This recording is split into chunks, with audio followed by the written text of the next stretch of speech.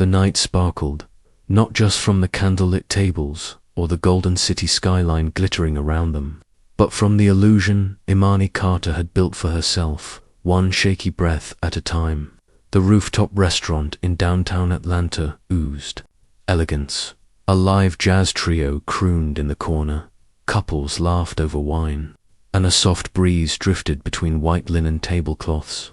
Imani stepped out of the elevator like she belonged there, her back straight, her curls pinned just right, and the hem of her borrowed designer dress skimming her calves like it was stitched for her. But beneath the makeup, beneath the confidence she'd rehearsed in the bathroom mirror for hours, her stomach turned with every click of her heels. Malik Donovan was already at the table, leaning back like he owned the world, which, in a way, he did. 23, with that smooth southern charm money can't buy but legacy can. Malik was all polished teeth and tailored suits. His family name opened doors Imani didn't even know existed. He stood when he saw her, kissed her cheek lightly, then pulled out her chair like a gentleman in a movie. To the girl, he said, lifting his glass of wine, who stole my heart. Faster than any Lamborghini, Imani smiled, letting the compliment land with practiced grace, but inside, the words clanged like alarm bells. She clinked her glass against his and sipped slowly, eyes darting across the menu full of items with no prices, which always meant they were dangerous. She tried to laugh at his stories, to nod at the waiter like this wasn't the first time she'd eaten truffle risotto. But when the check came, mistakenly handed to her, her fingers froze. Her throat closed as she glimpsed a number that looked more like a car note than a meal. Malik chuckled, reaching across the table.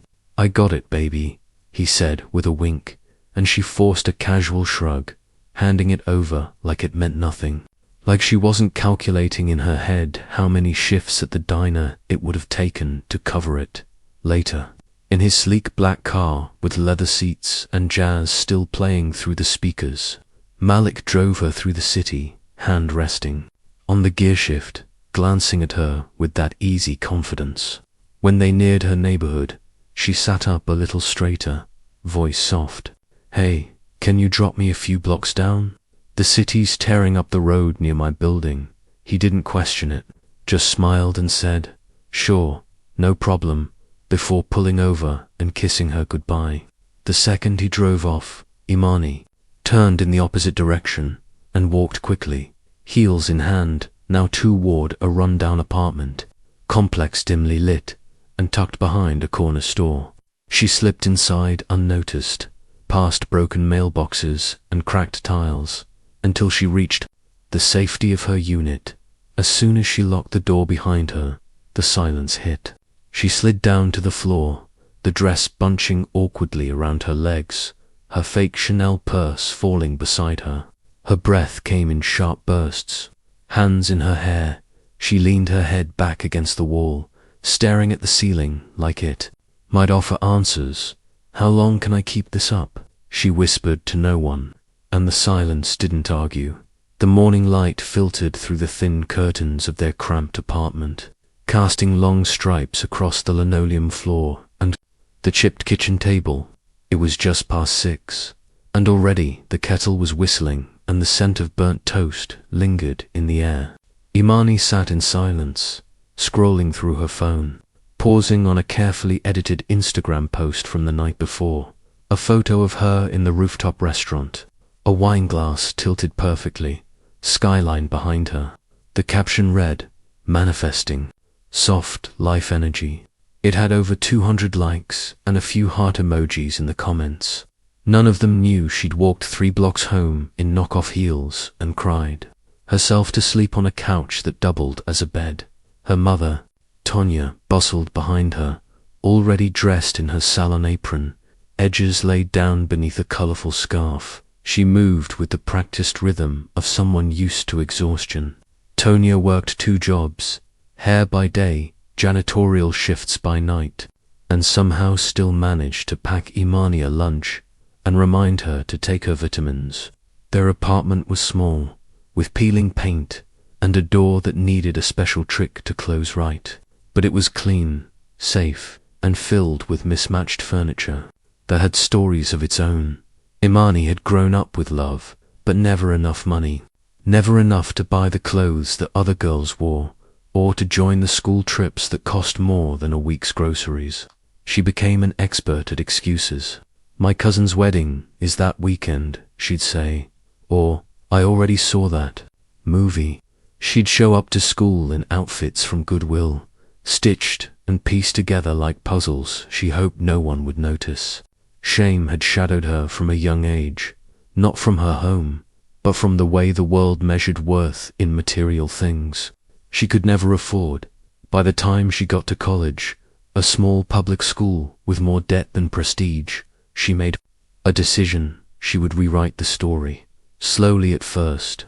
A thrifted coat with a designer-looking belt, a caption under a park photo that implied she was in Paris, not downtown Atlanta. She began curating a version of herself that looked successful, effortless, expensive. She took Airbnb photo shoots in luxury rentals, tagging herself in cities she'd never flown to.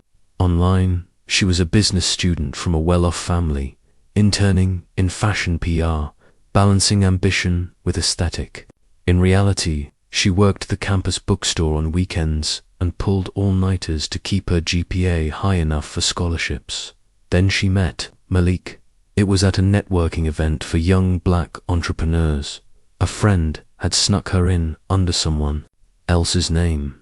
She wore borrowed heels and a blazer she'd found in a donation bin. Malik was magnetic, confident without arrogance. He spoke like someone who never had to wonder if he belonged. His family had roots in Atlanta, real estate, politics, old Southern money. He asked what she did, and without thinking, Imani leaned into the mask. "Fashion PR intern," she said smoothly. "Just trying to carve a lane of my own." To her shock, he was smitten. He asked for her number, and she gave it, expecting nothing. But then he called, and called again. And within a week, she realized something terrifying. She actually liked him. Not just the attention or the gifts or the dinners. Him, his laugh, his dreams. The way he looked at her like she was possible. Now, 3 months in, she was stuck. Inside, a lie so carefully built she didn't know where the truth even began anymore. Every date was a performance. Every story a script. She kept her real life boxed away like an old pair of shoes she hoped no one ever asked to see. Yet every time Malik kissed her forehead or introduced her to his friends, she felt the pull, not just of guilt, but of hope. Hope that maybe, somehow, she could become the girl she pretended to be. That afternoon, as she stood by the door, about to leave for class, her mother stopped her, wiping her hands on a dish towel. Tonya didn't look angry, just tired in a way that went deeper than work. "Imani," she said softly, "love built on lies will never last. You know that, baby." Imani froze, fingers tightening around her book bag strap. "Mama, it's not that simple," she whispered. "He sees me as more, as someone I could be." Tonya nodded, pain flickering behind her eyes. "Then let him love you, not the picture you painted." Imani didn't respond. She just stepped out into the hallway, walking toward the life she wasn't sure she could keep, and away from the truth she didn't know how to face. It started with a kiss on the forehead and Malik's voice in her ear, smooth as velvet and full of excitement. "My sister's getting engaged next weekend," he said, running his thumb along Imani's jaw. "We're all headed up to the estate. I want you to come with me. Meet the family, see the house, be part of it." At first, she smiled, nodded, laughed even. But as soon as he left her apartment that night, the panic set in like a fever. The estate, 2 words that didn't just sound expensive, but unreachable. Malik's family wasn't just wealthy, they were old money, the kind that didn't need to announce itself because it was carved into land and passed down through generations. Imani had played her role well for the past 3 months. Cute brunch dates, Hyries dinners, a few meet and greets with his friends where she kept the lie stitched together with charm and confidence. But this, a weekend with his entire family, at their home, under constant scrutiny, this was no date. It was an audition for a life she didn't come from, and everything about her, her clothes, her stories, her truth, was a threat to the illusion. She stood in her cramped room that night, staring at her tiny closet, heart pounding. There was nothing in there that could survive even a glance from women like Evelyn Donovan, Malik's mother, who was known in Atlanta circles as the epitome of grace and quiet power. Imani imagined her already, pearls, pressed suits, polite, smiles with eyes that saw everything. The next day, she pawned her laptop, the same one she'd typed every paper on since freshman year. She told herself she'd buy it back after the next paycheck. She used the money to get her hair done, bought a knockoff necklace that sparkled just enough to pass for real, and then called her best friend, Ayana, begging for a pair of designer heels Ayana barely wore. "Girl, I swear I'll clean them with a toothbrush when I get back." She spent the rest of the week writing mental scripts, practicing phrases like "Daddy's company handles," AI for financial firms, and we usually spend summers in Miami, but the hurricane last year kept us in Aspen. She watched YouTube videos of yacht parties, memorized terminology, even changed her voicemail to sound more polished. Her voice lost its edge. Her stories became smoother. The girl she had made up was coming alive in full color, and Imani was disappearing behind her. When the weekend came, Malik picked her up in his Audi, and she smiled through the nausea building in her chest. The estate was 2 hours outside of Atlanta, nestled in a gated community that felt more like a hidden kingdom than a neighborhood. Rolling lawns, horses in the distance, a fountain at the front entrance. It was like something out of a movie. Imani stepped out of the car, heels clicking against stone, heart thudding like a drum in her chest. She could smell old wood, lemon polish, and the faintest trace of roses dot inside. Everything gleamed. White-gloved staff moved like shadows. The walls were lined with family portraits, and the air buzzed with laughter and soft classical music. Malik's sister, radiant with her fiancé beside her, greeted her warmly. His cousins were charming. His uncles called her darling and poured her wine. And then there was Evelyn, elegant in a navy blue dress and diamond earrings that looked like they belonged in a museum. Evelyn greeted her with a smile that didn't quite reach her eyes. "So nice to finally meet you, Imani," she said, kissing both her cheeks. "Malik tells us so much, but not enough." Imani returned the smile, steadying her breath. "I'm sure he only says the good parts." Evelyn laughed lightly, but her gaze lingered, and in that look, Imani knew this woman was trying to read her like a book with missing pages. Still, the evening was perfect. The garden lights twinkled as the sun dipped. Waiters passed hors d'oeuvres on silver trays. Champagne flowed like water, and Malik barely left her side. He whispered sweet things in her ear, introduced her proudly to relatives, and wrapped his arm around her waist like he already saw her as family. Near the end of the night, when the stars were out and the fire pits lit the patio, Malik turned to her, eyes soft and honest. "I see my future when I look at you," he said. "I know you think this is fast, but I've never been more sure of anything." Imani smiled, heart pounding in her chest. She felt her throat tighten as she looked at him, this man who loved her, or at least the version of her he believed in. And somewhere behind the borrowed pearls, beneath the contoured cheekbones and scripted charm, the real Imani screamed to be seen. She didn't cry, not outwardly, but something inside her cracked. She leaned into his kiss, nodded as he held her close, and let the words "I love you" to escape from a mouth full of guilt, because deep down, as the night folded into memory and applause echoed through the estate, she knew the truth. "He's falling in love with a girl I made up." Atlanta felt heavier when they got back, the air thicker, the lights brighter in that way that only made the shadows deeper. For a moment, Imani tried to believe the weekend had gone perfectly, that she had passed the test, that Evelyn Donovan's elegant stare hadn't pierced right through the holes in her story. But the illusion she'd built was starting to fray at the edges, and no matter how tightly she pulled, pieces of the truth were beginning to show. It started with Moloch's unexpected visit. He'd called that morning, casually mentioning that he wanted to drop something off. "Thought I'd swing by your place," he said. "I'm already on that side of town." Imani's heart nearly stopped. Her place.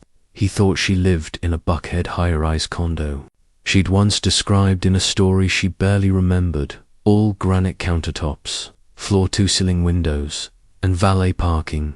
In reality, she was folding jeans at the department store downtown, her feet already sore, wearing the store-issued black polo that clung to her like a reminder of everything she was trying to outrun. No, she said too fast. "I'm not home. Spa day, facial, massage, the works." She tried to laugh, make it sound casual. "Can we meet later?" Malik didn't question it, just said, "You deserve it, babe," and promised to see her that night. But fate had a cruel sense of timing. Around noon, as she was restocking a denim display, she looked up to see a familiar face across the store. Zaire, one of Moloch's closest friends, stylish, sharp, and always watching. His brows furrowed as he saw her, confusion settling across his face like a slow wave. He walked up to her, blinking as if trying to connect to very different images. "Imani," she smiled, quick and tight. "Zaire, hey." He glanced at her. "Uniform, the name tag. I didn't know you worked here." "Oh, it's just ... part of the family business," she said quickly, the lie tumbling out before she could stop it. "We own a few stores. I help out sometimes. Gotta stay grounded." "Right." Zaire nodded, but the look didn't leave his face. "Right," he said, slowly. "Tell Malik I said hey." As soon as he walked away, Imani felt like she couldn't breathe. She rushed to the back room, pulled out her phone, and called Jade. Had been her co-conspirator from the beginning, loaning her clothes, helping with photo shoots, curating captions, making sure her fake life held up online. But now, even Jade sounded exhausted. "Girl," she said after listening to Imani's story, "it's getting too messy. You need to come clean." "I can't," Imani whispered. "Not now." "He's not stupid, Imani. The truth's gonna break harder the longer you wait. And when it does, it's gonna bury you." Imani hung up without replying. That night, she sat at her desk, the light dim, the apartment too quiet. She tried to write a confession, a letter to Malik explaining everything, her real life, her mother, the job, the lies. But every time she put pen to paper, shame swallowed the words. What could she even say? "Sorry, I tricked you into loving me." So she ripped the letter up and got dressed instead. They met at a new restaurant. Malik had been wanting to try soft jazz, velvet booths, candlelight. He looked beautiful under the dim lights, comfortable in a way she never was. He held her hand across the table, told her about a project he was working on, laughed about something his cousin said. For a moment, she almost forgot what she was, hiding, almost, until he leaned back, took a sip of wine, and said it casually, like it was nothing. "Oh, my mum hired a pie to do a background check on you." Imani blinked. "What?" He laughed, shaking his head. "It's nothing personal. She does it with everyone. She did it to my sister's fiancé too. Rich people, paranoia, I guess. You'd be surprised what people hide." Her hand trembled. The fork slipped from her fingers and clattered onto the plate with a sharp sound. Other diners turned briefly, then went back to their conversations. Malik reached over, concerned. "You okay?" She forced a smile, nodded too fast. "Yeah, just ... surprised. That's all." But inside, she was crumbling. Her stomach twisted. Sweat beaded along her spine. She didn't know what the pie had found, if anything. Maybe not yet, but it wouldn't be long. The real her was out there, just waiting to be uncovered. The thrift store girl, the scholarship student, the daughter of a woman who cleaned offices. At night Malik was still talking, telling a story about his cousin's engagement party, but Imani couldn't hear it. Her ears buzzed, her vision blurred. The cracks in the porcelain were no longer invisible. She wasn't just afraid of losing him, she was terrified he'd never loved her at all. Just the illusion she'd crafted, the lie she'd worn like perfume, and now everything was starting to rot beneath the surface. It was just past sunset when Imani heard the knock. Not frantic, not gentle, just steady, final. She froze where she stood, still in her work clothes, keys dangling from her fingers. Outside the window, the sky was turning that deep, moody blue that made everything look softer than it really was. Her stomach turned. Something inside her already knew. She opened the door, and there he was, Malik, standing in the dim light of the hallway, dressed in all black, as if he was attending a funeral. Maybe, in a way, he was. He didn't say anything. Not at first. He didn't have to. In his hand was a manila folder, thick and creased. He held it out to her like it was something fragile, something poisonous. She took it with shaking hands, opened it, and felt her world cave in. Inside were photos of her at the department store, in her work uniform, of her building, of her mother, cleaning late-night offices. There were copies of employment records, public housing history, even screenshots from old posts before her rebrand, before the persona, before the mask. She clutched the folder to her chest, the weight of it pressing into her ribs like a confession she hadn't been brave enough to say out loud. Her eyes burned before the first tear even fell. "I didn't mean to lie," she whispered, her voice breaking before she could find its strength. I wanted to matter. And girls like me don't get guys like you. We clean your floors. We iron your shirts. We don't sit at your table." Malik said nothing, but the hurt was loud in his eyes. His jaw clenched, his shoulders stiff. The anger was there, but it was quiet, the kind that came from deep disappointment, not rage. "So, all this time," he finally said, voice low and trembling, "you didn't trust me enough, to be honest." Imani choked back a sob, her hands trembling around the folder. "You wouldn't have loved the real me." His face didn't change, but his silence sharpened.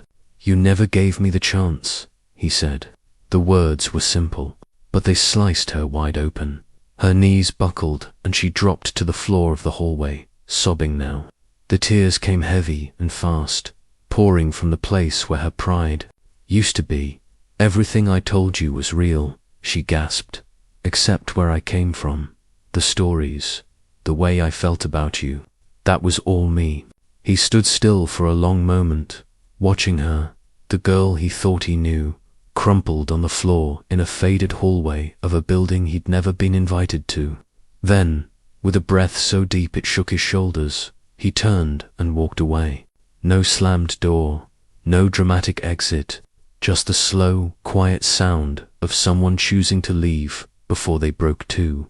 And Imani, still kneeling with the truth in her lap, watched him disappear, knowing that this finally was the cost of pretending to be someone she never believed she had the right to be. The days moved slowly after Malik walked away, not heavy, just quiet. A different kind of silence settled into Imani's life, one not filled with lies or rehearsed stories, or the stress of remembering which version of herself she had told. It was a silence that made space for truth, for reckoning, for healing. She stayed offline at first. The pressure to keep up the illusion felt like carrying a corpse on her back. And now, finally, she was letting it go. The first thing she did was delete the account, the one with glossy travel quotes and luxury aesthetics, the one that had captured Malik's attention and fooled hundreds of others. It hurt more than she thought it would, watching it disappear with a single tap. but it also felt like opening a window in a room that had been closed for too long. Then she quit the department store, not out of shame, but clarity. Folding jeans under fluorescent lights had taught her something about survival. But it was time to start building a life around purpose, not performance. With the help of her academic advisor, Imani landed a part-time internship at a small non-profit that supported underprivileged youth, the very kids she used to be, the ones still wearing thrift store shoes and dodging the sting of not belonging. She started posting again, but this time it was real. A picture of her mum braiding someone's hair in their kitchen, a boomerang from the back of a city bus, her head leaned against the foggy window, headphones in, face bare, a screenshot of her scholarship essay, her name circled at the top, with the caption, "This is how I pay for school." No filters, just grit. The likes came slower, but the comments, they meant more. Girls she'd never met messaged her to say, "Thank you for telling the truth. I feel seen." One afternoon, she was invited to speak on a college panel, Imposter Syndrome and the Pressure to Perform. She sat in front of a small crowd of students in folding chairs, her voice calm but steady. She talked about masks, about shame, about how growing up poor taught her how to shrink herself, how to be grateful for crumbs, how to hustle so hard that truth became negotiable. "Pretending to be rich didn't make me valuable," she said, into the mic, pausing as the room leaned in. "But being honest, being me, that's power." Across town, parked outside a gym in the driver's seat of his car, Malik watched the video on his phone. The sun had just started to set, casting a warm glow across the dashboard. He didn't react, just sat there, breathing slow, watching the girl he'd fallen for speak like she had nothing left to lose. And, in a way, she didn't. Imani was no longer performing. She was telling the truth, in public, with her full name and full heart, and for the first time, she didn't flinch from it. Back home, things shifted too. Her mother had always been her anchor, but now they were more like mirrors. One night, over cheap takeout, they sat on the couch together, legs tucked under each other, a TV show playing low in the background. "I just wanted more," Imani said, quietly, almost like a confession. Her mother didn't look away. "It's not a sin to want more, baby," Tonya said, her voice soft but firm. "Just don't sell your truth to get it." Imani nodded. She understood now. Wanting more wasn't the lie hiding who you were. To chase it, that was so she kept showing up to work, to panels, to herself, without the heels, the filters, the designer masks.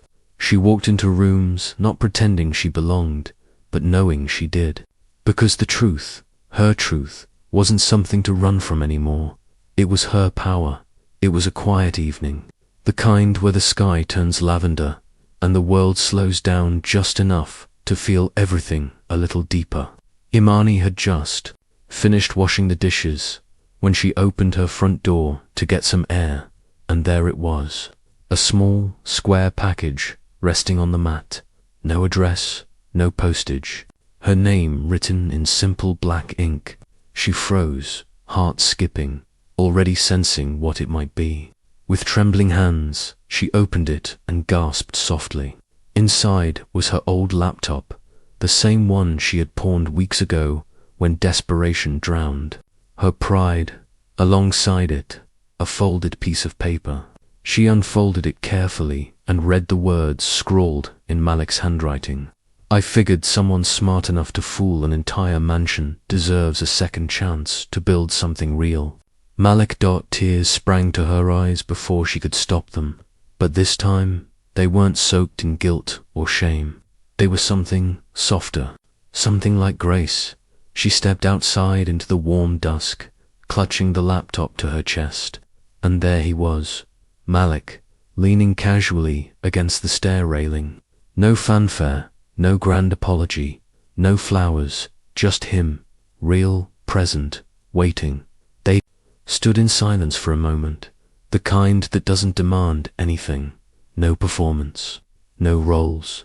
Just air between two people who had finally shed the stories and found something quieter, truer underneath. You didn't need to lie to impress me, Imani, he said, his voice low, steady. I was already impressed. She blinked back more. Tears, lips trembling.